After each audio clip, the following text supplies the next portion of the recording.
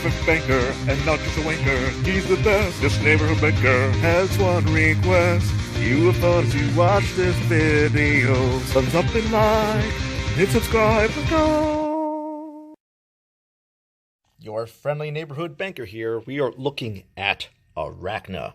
Now, this review contains spoilers. It contains sex appeal. And it contains horror. So you have been warned. This is the Carlos Dottoli variant cover. This was a crowd-funded project. I believe Indiegogo and Kickstarter did this. I think I did the Indiegogo because that's where I first learned of it. And wow, this cover is absolutely gorgeous by Carlos Dottoli. And let's jump to our list of credits. So this is X53 Studio presents Arachna, The Adventure Begins. And here's our list of writers and artists and colors, and everyone did a great job. So right away, let's get into it. So right away, we're introduced to Jenny. And Jenny is here on this bed. And notice there's two different types of dialogue boxes here. Who's that? Is someone in my bedroom? Come on, Jenny. Come on. Time to let me out to play. So right away, we have our sex appeal where this gal is talking to some voice, and this costume is what's speaking to her under the bed. So kind of a horrifying image. And right away, you get some intrigue and some cheesecake and all kinds of fun things here. So this gal, Jenny, she has this kind of Venom symbiote type relationship with this costume, and she gets into this crazy battle. Take a look at this. Look at she's fighting this crazy pig monster thing. But look at this face. This guy hits her. And look at that body movement. Like, this is really excellent work. It's like very different dynamic expressions we have going on here. And then we have her, she crashes through the window. And over here, she's falling down. You see how the body like contours in different ways? And we get this great perspective.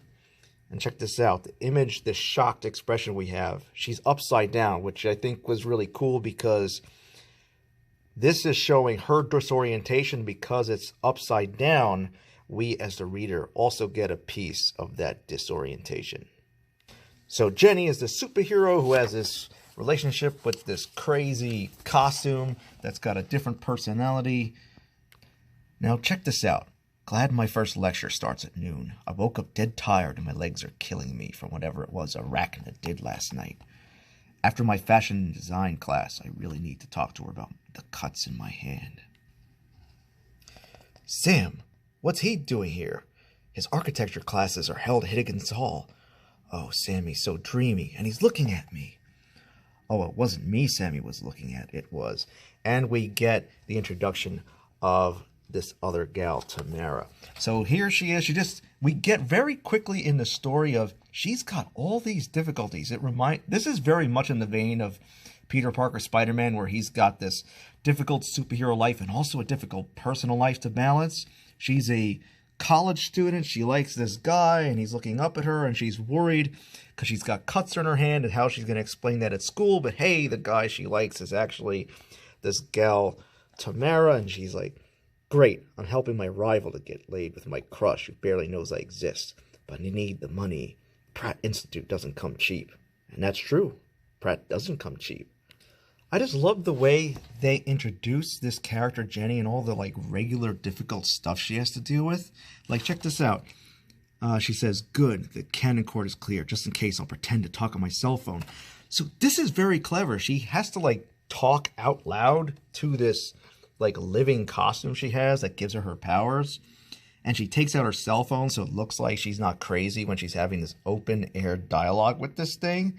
I think that's very intelligent of the writer to put little things in like that, because it's like, how is this believable? How do people not just notice this gal talking to herself, think she's crazy all the time? So little things like that are nice touches. It makes you realize there's a lot of detail put into this and a lot of thought. And we see her addressing that cut issue. She says, Oh, the cuts on our hand? Arachna, people might think I'm a cutter or something. Took a little tumble. And the other voice, this costume is saying, took a little tumble through a window of the Ritz Hotel. That's all. The skin's already regenerating. There won't even be a scar. But I bet I could fall off this thing head first. And, she's having this inner conflict with this costume. And check this out. Oh, geez, I gotta rein Arachna in before she gets us expelled for indecent behavior. Or worse, she gets a date from one of my professors. Like, what a cool kind of, you have these, like, elements of Peter Parker Spider-Man, and also, like, Jekyll and Hyde, where, she's gotta be worried about what this parasite or symbiote kind of costume is gonna do or act out if she's not in control. Look at this conflict she has with the costume. Oh, be quiet. Why should I? You're just dying to let me out and play. Put on the mask and perhaps I'll visit your crush at the campus. You know, the one who's oblivious about Jenny Janus even existing. Trust me, he'll grow to love every sweet inch of us tonight. And, we got this, lewd photo in the mirror. Shush, I know a reason I woke up one day like this, mind and body, and it wasn't frivolous. So if I let you go out there, use our powers to do good. Otherwise, I'll burn this costume. I'll never let you come out and play again. Oh, you look so cute when you try to act tough. I'm serious. Look at that. She's seeing the talking to the costume in the mirror. That's pretty cool. Fine, whatever you say, Jen. I promise I won't do anything bad. Pinky swear. Very cheeky things going on. A very cutesy, what they call fan service, but really smart and well done. Now let's jump ahead. We're gonna get introduced to one of my favorite characters in this story. So there's this fake mugging that happens, and our Arachna hero gets shot in the tuchus, and then she's like, "Oh, this was a setup." And this guy, this Lex Luthor-like guy, is gotta be one of my favorite villains I've ever seen in a book. Period.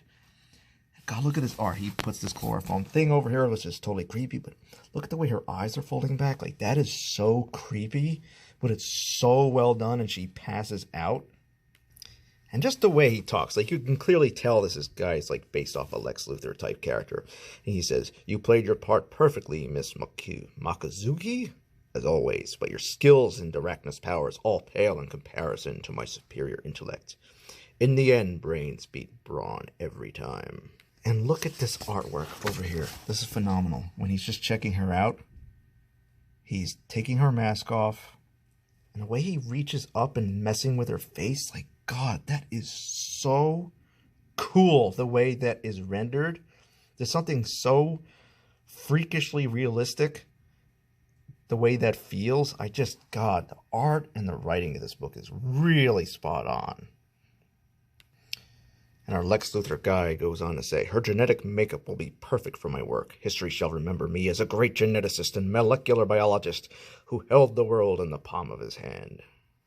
Now, who do we think this guy is right now? He's like clearly a Lex Luthor-based character. He's got all these like crazy scientific intelligence, and where does he live? He must have his own like LexCorp-like tower, right? He lives in a skyrise or some skyscraper, and he's probably got servants and maids and people presiding over his mega corporation in some big metropolis.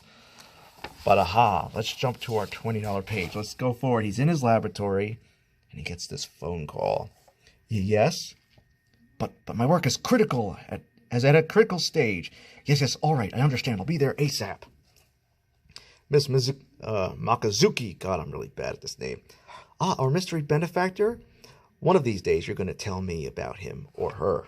"Enough, I'm taking the car. Keep an eye on specimen, but hands off. The same goes for the centrifuge. The serum is not finished. It needs to be properly tested on mice first." "You can count on me, Doc." And look, here we go. Where does he live? Who's this mysterious benefactor? Let's check this out. Suburban town? What? Regular door? And this woman cracks him over the skull. "George, you scared me to death, you idiot. I thought you were a damn burglar skulking around. You could sleep on the couch again tonight." Hi, honey, I'm home. This really got me. This was such, like, they talk about subverting expectations. This is masterclass. You think he's like this Lex Luthor character, and he's got all this fancy technology and this mysterious benefactor, and he's just some schlump mooching off his wife who doesn't have a lot of money, and he's like ordered around by her and sleeping on the couch. If you have to compare the guy here to the person we thought he was, this diabolical maniac and this geneticist and all this stuff. I mean, I did not see this coming. I thought that was so cool. Let's move forward. We have this really great scene here.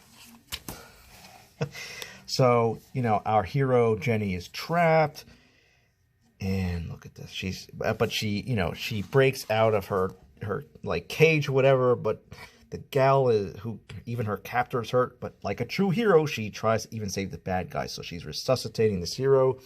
We get a little cheeky action there, and then our like Lex Luthor like character, George, what happened here? What did you do to her? Me? And she says, I barely managed to break out of my cage. I could have headed for the hills to be done with this place, be done with her. Instead I stayed, resuscitated her undeserving you-know-what.